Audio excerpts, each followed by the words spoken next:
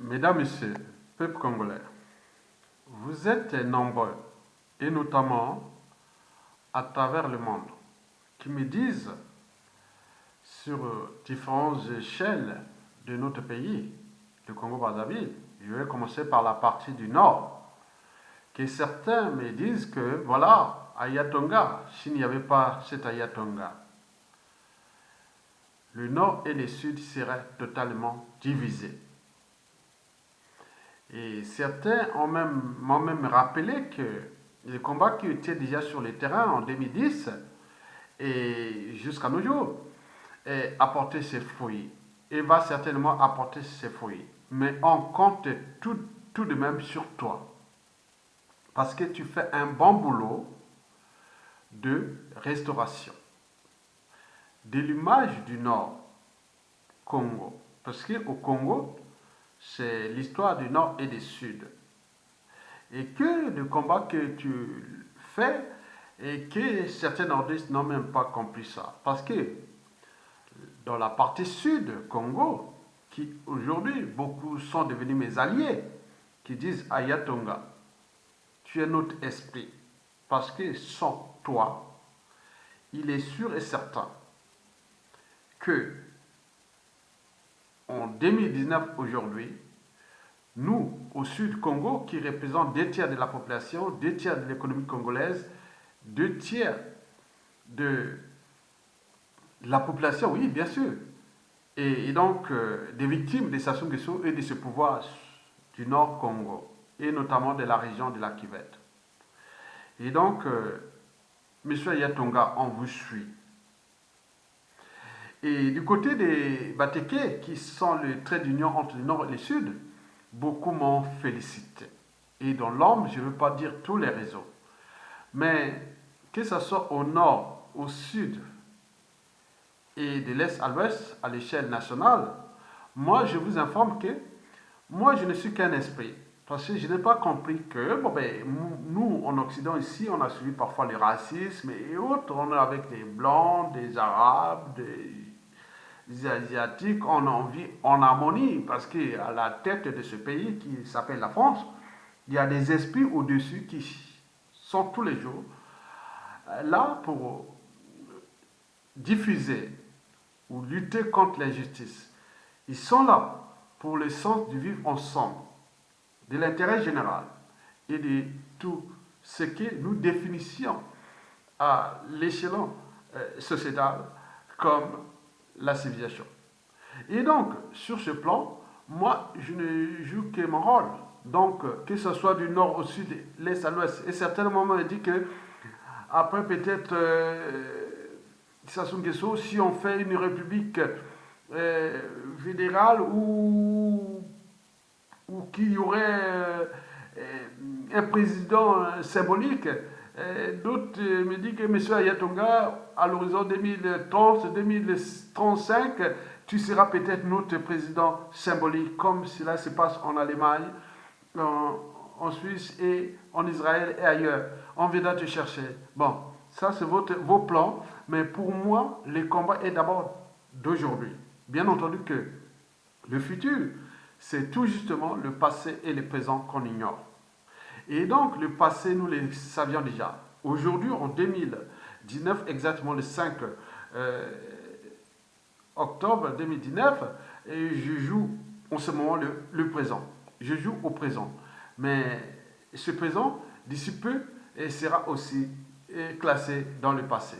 Et donc, dans cet état d'esprit, je vous informe que ma conscience sera toujours au-dessus de l'appartenance, quels que soient les enjeux. Et donc, que vous soyez blanc, noir, arabe, jaune et autres, avoir des Ayatonga au Congo-Brazzaville, vous serez dans la même situation que vous vivez en Occident, qu'il soit européen ou nord-américain. Mesdames, Messieurs, ceci dit, je vais ici transmettre l'espoir et l'espérance aux Congolais.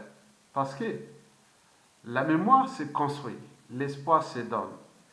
Et c'est les raisons pour lesquelles j'ai titré cette vidéo en ce titre-là. Patience. Et quelles sont les 5 conditions du printemps inévitable du peuple congolais? Je vous informe que le printemps congolais arrive, que le dictateur Sassou Nguesso va partir. Mais avant toutes ces transformations en cours, je vais vous laisser quelques infos et surtout les 5 conditions du printemps inévitable du Congo-Brazzaville qui arrive. Mesdames, Messieurs, peuple congolais, pour info, la vie est un combat et qui ne risque rien n'a rien. Et si vous croyez en votre mission et en votre destin, si vous croyez à la cause par laquelle vous vous battez, et que cette cause que vous battez, vous la jugez juste, noble et légitime, alors il faut aller jusqu'au bout. Car dans tout combat de la vie, rien n'est perdu d'avance. Entourez-vous toujours des gens qui ont la même mission ou le même état d'esprit juste que vous. Entourez-vous toujours des gens qui ont la même mission noble que vous. Entourez-vous toujours avec celles et ceux qui ont les mêmes convictions légitimes que vous et la même volonté de liberté, de dignité, de justice, de paix et du but même de la condition humaine ou sociale et existentielle. Mesdames, Messieurs, peuple congolais, ne vous laissez pas vous divertir par les situations émotionnelles, car la vie n'est pas que motion. Émotion en termes parmi les palettes d'émotions que nous subissons au Congo-Brazzaville, c'est la peur, les dégoûts, la soumission, l'acceptation, la colère, l'agressivité, le remords, la résignation, etc. La vie est aussi raison. La raison de douter, de penser, de réfléchir, de se structurer, de s'organiser et de combattre toute situation sociopolitique, socio-économique, humanitaire et écologique que vous jugez injuste. Mesdames, Messieurs, la vie est enfin partage et transmission intergénérationnelle de valeurs et principes de liberté, de dignité, de justice, de courage, du caractère sacré de la vie humaine, du devoir de mémoire et enfin du but même de la condition existentielle sur différents échelons, individuels, familial, social, culturel, sociétal et civilisationnel. Notons au passage que dans la vie, rien n'est irréversible, car vos ennemis d'aujourd'hui peuvent demain devenir vos alliés et vos amis, et inversement. Et que les amis de vos amis ne sont pas forcément vos amis. Et que les ennemis de vos ennemis ne sont pas forcément vos amis. Et enfin, que les amis de nos amis, les amis de nos ennemis, ne sont pas forcément nos ennemis. Ces réflexions philosophiques décryptent bien l'universalité de la bêtise humaine, celle des hommes et des femmes, celle des politiciens qui aujourd'hui partout dans le monde, l'homme politique n'est plus vendable. Il devient le problème de notre existence. Et il faut se le dire que Albert Einstein l'avait pourtant dit que le point commun entre la bêtise humaine ou des hommes, c'est que tous deux sont infinis. Quoique Albert Einstein n'en avait pas acquis la certitude absolue en ce qui concernait l'univers. Mais pour la bêtise humaine, il en avait acquis la certitude absolue. Et il avait d'ailleurs ajouté que le monde ne sera pas détruit par ceux qui font le mal, mais par ceux qui les regardent faire sans rien faire. Et que le monde que nous vivons est un processus de notre pensée. Il ne peut être transformé sans repenser nos modes de pensée. Et que la vie, c'est comme un bicyclette. Pour garder l'équilibre, il faut avancer. En ce qui me concerne, je pense que toute chose a toujours un départ et un terminus. Le dictateur Denis Sassou Nguesso est arrivé là au pouvoir. Il va partir, il doit partir. C'est la règle. Parce qu'il rentre dans ce cadre des cycles de vie. Toute chose a toujours un début et un terminus. Mesdames, Messieurs, peuple congolais. Alors, quelles sont les 5 conditions du printemps inévitables du peuple congolais? La première condition, c'est la pourriture. Le dictateur Denis Sassou Nguesso et son clan sont en train de pourrir de leurs propres erreurs. Ils n'ont pas pu gérer l'abondance. Comment pourront-ils gérer la pénurie? Ils ont massacré des vies. Ils sont en train de fracasser ce pays. Ils ont peur. Et ils mettent tous les moyens dont ils disposent de l'État, qui sont des moyens de tout le monde, d'un peuple, d'un État, à leur guise. Bien sûr qu'ils sont aux abois. Et ces moyens qui sont en train d'utiliser contre le peuple congolais, il s'agit bien sûr d'un piège qui est en train de se refermer contre eux-mêmes. Et pour s'en convaincre, au plan scientifique par exemple, je vous ai fait une vidéo dernièrement que, historiquement, à chaque fois qu'une espèce animale a atteint le gigantisme ou la superprédation, elle a toujours disparu. Le cas des dinosaures au tertiaire, il y a 65 millions d'années, et notamment à l'Éocène, et cette même période de l'ère tertiaire où se formaient les gisements de pétrole actuels que nous interprétons comme les énergies fossiles, pour ceux qui vivent en France, c'est la même année qu'il y avait la formation des Alpes ou des massifs alpins. Donc, le Mont Blanc, le plus haut sommet d'Europe, et tous les massifs périphériques, c'est-à-dire le Bédol, la Chartreuse, les Vercors, on peut aller même au Mont Ventoux ou le Mercantour et compagnie. Et tout l'arc alpin qui va jusqu'en Suisse, jusqu'en Autriche. Vous avez tout compris. C'est pendant cette même période que les dinosaures avaient disparu. Parce qu'ils avaient atteint la superprédation, le gigantisme.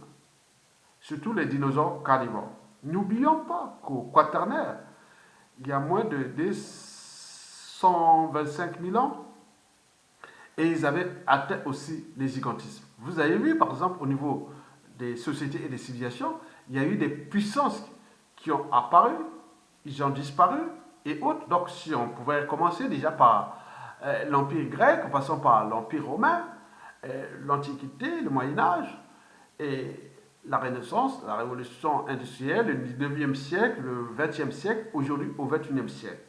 Il me semble qu'à chaque fois qu'une puissance économique atteint les gigantismes, il a toujours disparu. Donc le régime des Sassou Nguesso rentre dans cette lignée de la superprédation et du gigantisme. Donc il va certainement disparaître et se fracasser lui-même. Toujours au plan scientifique, par exemple, les cas de la consanguinité. Et quand il y a la consanguinité, il y a tendance à dégradation génétique. Et souvent, ça porte des maladies. Nous, les maladies à l'échelle de cette consanguinité euh, politique qui sévit actuellement sous le règne du dictateur Denis Sassou Nguesso, et on voit qu'il y a des impacts et les conséquences sont déjà d'actualité.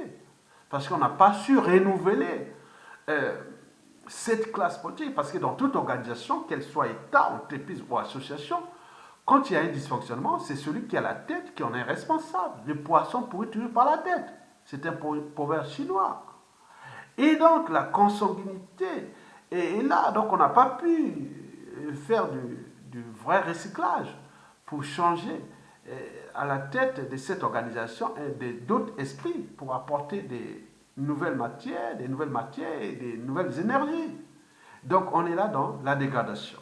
Et d'ailleurs, en physique, et notamment dans le principe thermodynamique qu'on appelle l'entropie, il faut se dire que la matière a toujours tendance à se désagréger, à se déstructurer. C'est ce qu'on appelle l'entropie. Et donc, dans cette dégradation qui, nous, au point de vue de l'humanité ou de l'humain, on parle de la naissance, on devient adulte et après on vieillit et on meurt.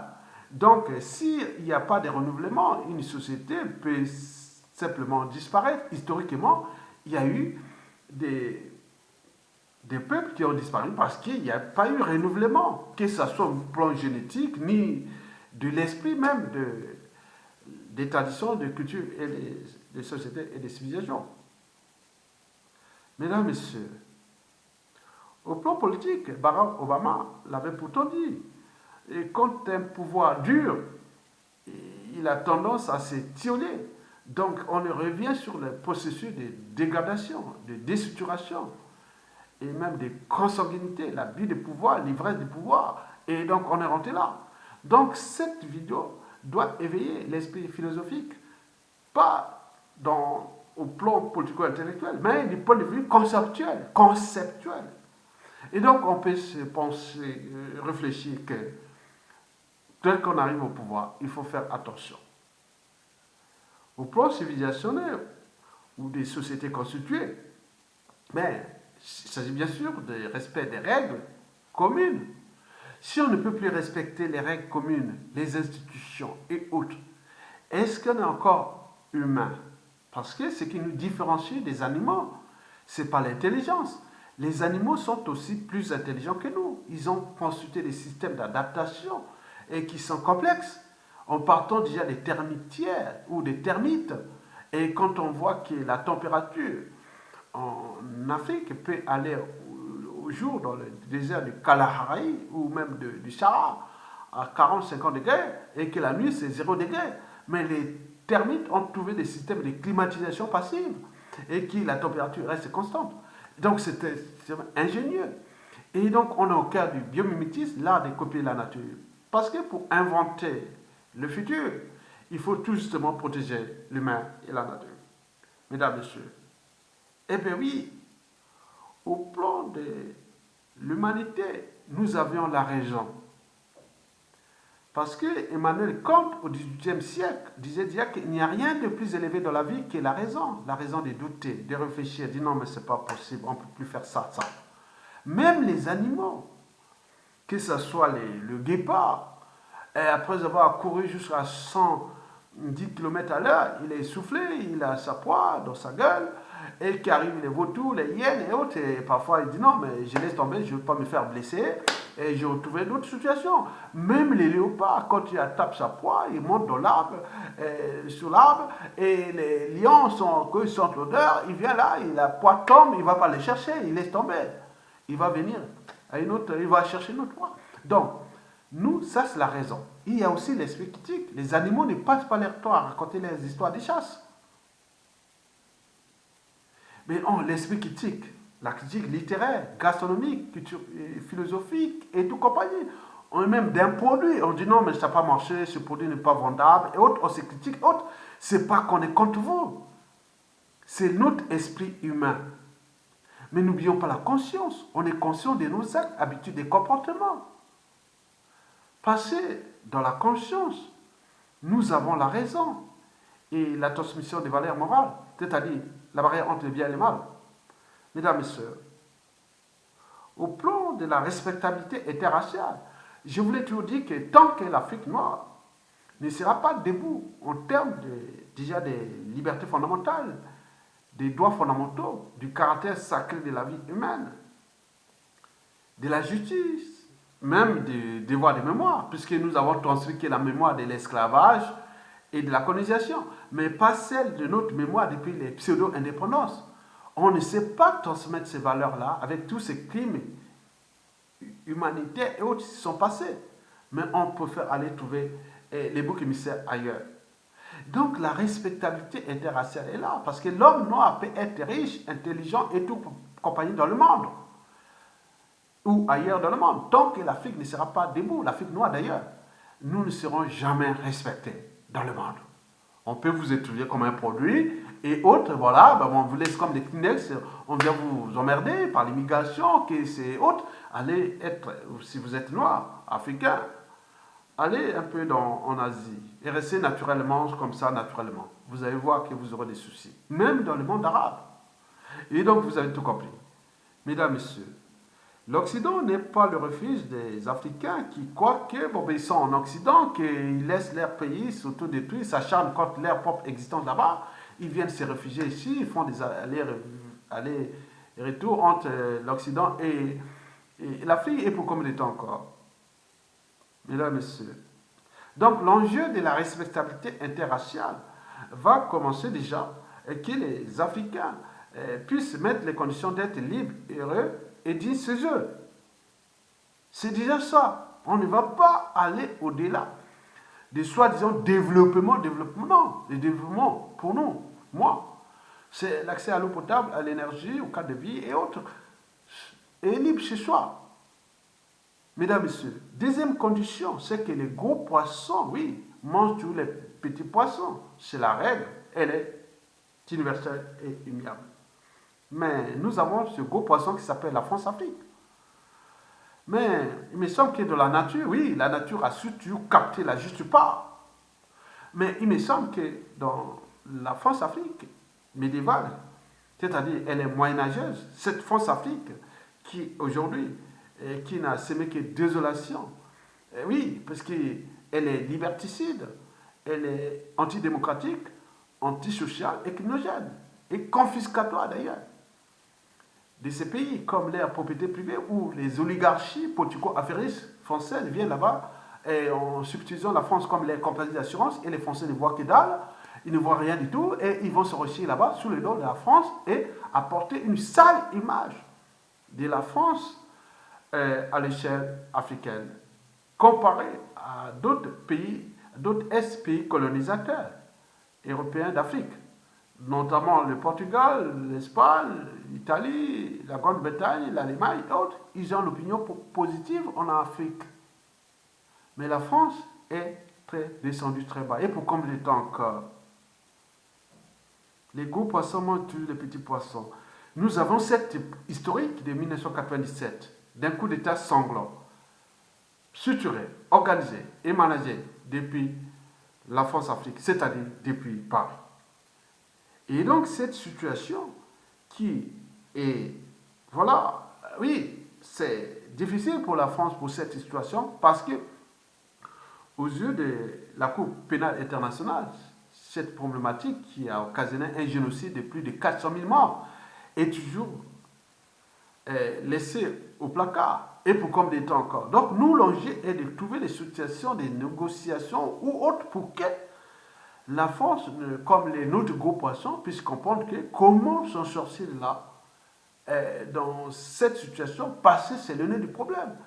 Lâcher Sassou Nguesso, c'est exposer la France par rapport à cette situation de 1997 à 2001 et que nous connaissons les résultats.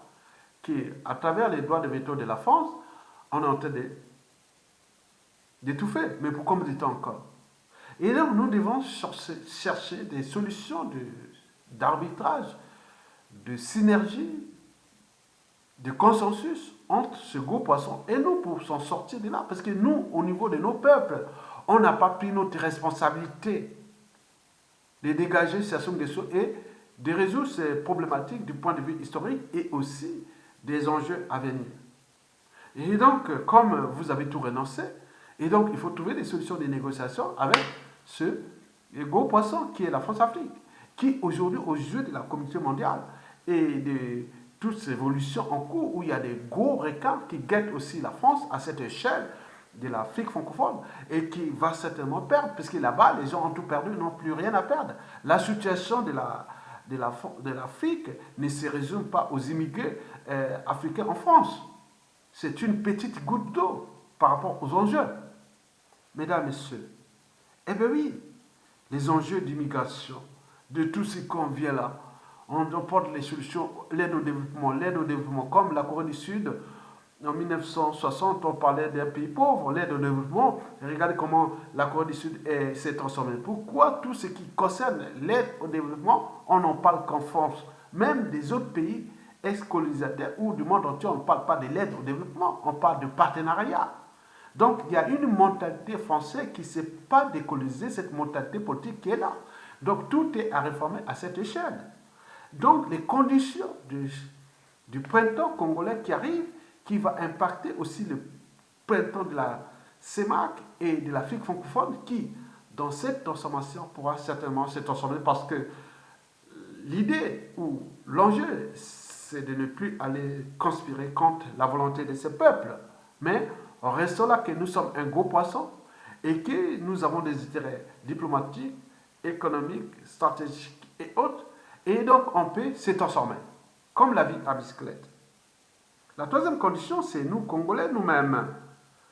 Regardez pendant la Seconde Guerre mondiale, quand la France fut envahie par l'Allemagne. Mais nous, on s'était envahi par une coalition de pays structurés, organisés par la France-Afrique. Mais nous, on n'a pas d'alliés pour nous libérer. La France a eu des alliés pour la libérer. Mais il faut aussi se dire que vous avez entendu parler des régiments Kieffer ou de la deuxième BD du général Leclerc. Pourquoi? Parce qu'il savait bien que, bien entendu que les Alliés vont nous aider à nous libérer du nazisme, mais il faut que nous, Français nous-mêmes, on prend autre. Donc, vous voyez comment la libération de Paris, depuis la Normandie, le débarquement en Normandie de juin 1944, et jusqu'à arriver à Paris et jusqu'à aller en Allemagne, c'était les forces intérieures françaises et qui déjà étaient déjà situées en partie à Londres et aussi à l'échelle française, mais également à Brazzaville. Donc ils avaient pris les contrôles, dit non, mais on peut se libérer aussi. Nous-mêmes, on dit, oui, il y a eu des forces françaises qui se sont battues pour la libération de la France contre le nazisme. Mais nous, on a le nazisme de Sassou Nguesso. Mais il faut que nous aussi, nous construisons des structures pour qu'on puisse se mettre dans la volonté qui se dessine pour nous libérer. Et on va dans les cadres là. Donc, si nous restons au niveau civil, politique et militaire résignés, mais alors là, on va nous imposer d'autres structures. Et comme l'a eu le cas du Japon, même si, voilà, ou autre, même la France, à un moment donné, c'est le général de Gaulle qui a dit non, mais les Américains, vous n'allez pas nous envahir, c'était obligé de se battre après. Mais nous, on est dans une situation, si nous ne prenons pas conscience de ça, on va nous négocier à notre place et mettre des contraintes et rien ne sera changé. Bien entendu que nous avons une anthropologie africaine qui n'est pas bonne, puisque les Africains sont toujours les premiers à s'acharner contre leurs propres semblables et contre leur propre pays. On peut trouver d'autres pions et venir vous fracasser. Et donc c'est possible. On en voit les réseaux qui travaillent contre, bien sûr contre Sassou Nguesso, mais pour prendre la place de Sassou Nguesso. Donc l'enjeu du peuple est de prendre cette réalité historique de la France contre la France les forces françaises intérêt libre et tout compagnie avaient pris les taureaux par le col et en faisant des actions pour qu'ils se soient libérés. Et c'est la France qui est aujourd'hui. Même si aujourd'hui, historiquement, avec ce que nous avons fait avec elle, elle nous a foutu le bazar. Bon, on peut aider quelqu'un et après, elle peut vous foutre le bazar. Donc, est-ce que la France va-t-elle continuer là avec cette donnée historique qui est aujourd'hui à l'interface de la culture globale, qui tout se sait, tout se voit, et que cette histoire n'est pas encore finie, c'est une histoire de l'humanité. Et donc, est-ce que la France construit des ennemis de son existence d'ici la fin du 21e siècle et au début du 22e siècle? C'est à elle de penser déjà le futur. Parce que le futur, c'est le passé et le présent qu'on ignore. Et donc, dans cette transformation, et si la France ne prend pas conscience de ces données historiques, et nous d'ailleurs, sur cette condition des régiments de la France qui se sont battus pour se libérer.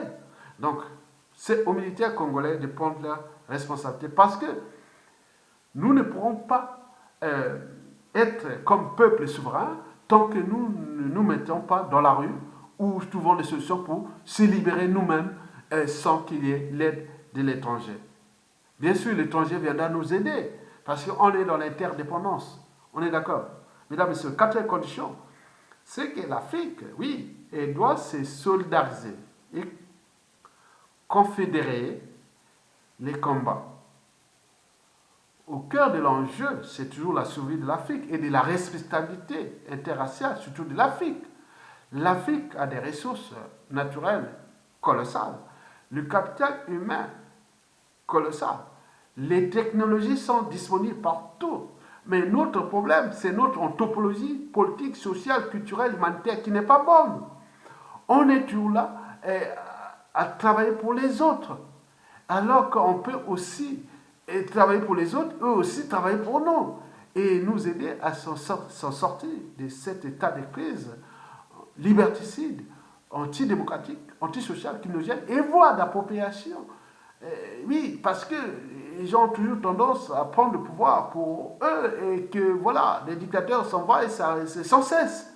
Donc il y a une anthropologie qui est là et qui, on ne sait pas, si nous ne prenons pas conscience, ce continent sera plus que jamais humilié, même ceux qui se sont réfugiés en Occident, où la croissance économique liée à l'exploitation des ressources naturelles ne cesse de s'ameniser et donc il y a les montées en puissance des tendances nationalistes ou oui, des standards et autres qui vont arriver. Bien sûr qu'il y aura des milliations des Africains ici en Occident.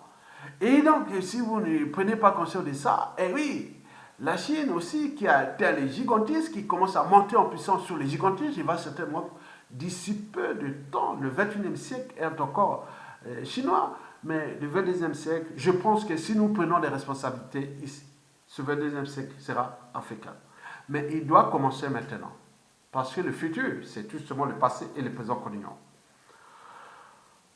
De cette solidarité, de cette confédération des luttes, nous devons aller pour trouver des pays refuges où des Congolais, des Gabonais, Camerounais, Togolais, Ivoiriens, Sénégalais, tout, pour ne que citer cela, d'Afrique francophone et de tout, des lieux de refuge où nous pouvons construire des mouvements de liberté, de dignité pour que nous puissions nous affranchir de ces mauvais qui nous ont été placés là, trop mauvais pour être utiles aux enjeux majeurs de l'Afrique. Et ils sont là, bien sûr que c'est leur cycle de vie. Le printemps congolais arrive. Et vous avez tout compris. Cinquième condition, c'est la transition politique consensuelle entre Congolais. Et aussi avec des enjeux sous-régionaux. Il y a de la CEMAC et de l'Afrique équatoriale. Et n'oublions pas la RDC, l'Afrique tout entière. Et n'oublions pas la France-Afrique, la France qui restera toujours dans ces girons de notre Afrique francophone. Parce que l'histoire reste l'histoire et nous devons la transformer en tenant compte des réalités actuelles. Donc, si vous avez compris ça, et vous pouvez partager cette vidéo et Et ne venez pas dire que les réseaux sociaux sont des problèmes. Non, c'est l'enjeu. Parce que ce que je dis là va être éternel. Si vous venez commencer à dire, ouais, vous êtes quel à faire sur les médias, réseaux sociaux, mais nous on a fait le terrain. Je suis là dans la transformation, les gens du dictateur Denis Sassou Nguesso et de tous ces monde, ils savent. Et de tous les réseaux des services, ils savent. Mais pourquoi vous venez s'acharner contre nous? Faites votre lutte, vous voulez, je ne sais pas. Donc, si vous commencez à créer des amalgames sur ceux qui luttent sur les médias et réseaux sociaux, cela veut dire que vous êtes des dictateurs en puissance. Et nous ne voulons pas ce genre d'individus. Parce que moi, individuellement, quand je vais voir une information, je n'ai pas besoin de dire, ah oui, mais pourquoi tu fais ça? Pourquoi vous restez que là-bas? D'autres vont même sur la vie privée des uns et des autres, alors que nous ne sommes pas les problèmes. Le problème, c'est ces gens qui sont au pouvoir. Quand ils disent, bon, ben, qu'est-ce que vous faites là-bas en Occident et autres, mais beaucoup sont arrivés sans les conséquences de votre gestion là-bas. Et après, vous fouillez et vous venez ici. Et vous demandez encore que, bon, ben, non, attendez, il y a un souci. Vous êtes là au pouvoir. Gérez ça. Ne venez pas chercher qu'est-ce que vous faites là. Pourquoi? Venez au pays. Non, on n'a pas venir. On ne peut pas venir comme ça dans un cadre qui est déjà liberticide, antisocial et criminogène. Mais comme toute chose a toujours un début, une fin. Mais votre fin est arrivée. Et que les transformations majeures en cours vont certainement être synergiques aussi aux médias et réseaux sociaux qui jouent un rôle de contestation et même d'esprit de transformation de nos sociétés et des nouvelles civilisations à venir en Afrique, et notamment en Afrique noire. Mesdames et messieurs, peuple congolais, si vous regardez que quelqu'un vient s'attaquer à la vie privée des résistants, aux uns et aux autres, dites que soit il est sous commande du régime politique en place, soit c'est un dictateur ou une dictatrice en puissance, soit. Donc vous devez comprendre ça. Donc votre combat doit rester juste, noble et légitime. Ne comptez pas sur les gens qui viennent vous divertir ou créer des amalgames, parce que certainement ces gens ont des passifs à cacher ou ils ont des enjeux qui les concernent, qui pensent que bon, ben, si ça sous-tombe, ils pourront avoir des soucis. Et donc nous ne sommes pas dans le sort des soucis. Nous sommes dans le cadre de la transformation, sans mordant, ni chasse à l'or, mais simplement dans le cadre du droit, de la justice, du devoir de mémoire et de la restauration de ce pays, qui a été abîmé par 35 ans de la dictature France-Afrique médiévale, c'est-à-dire moyenâgeuse. Par 35 ans de la dictature France-Afrique à caractère liberticide, antidémocratique, antisocial et criminogène. Et pour combien de temps encore? Mesdames et messieurs, je vous remercie.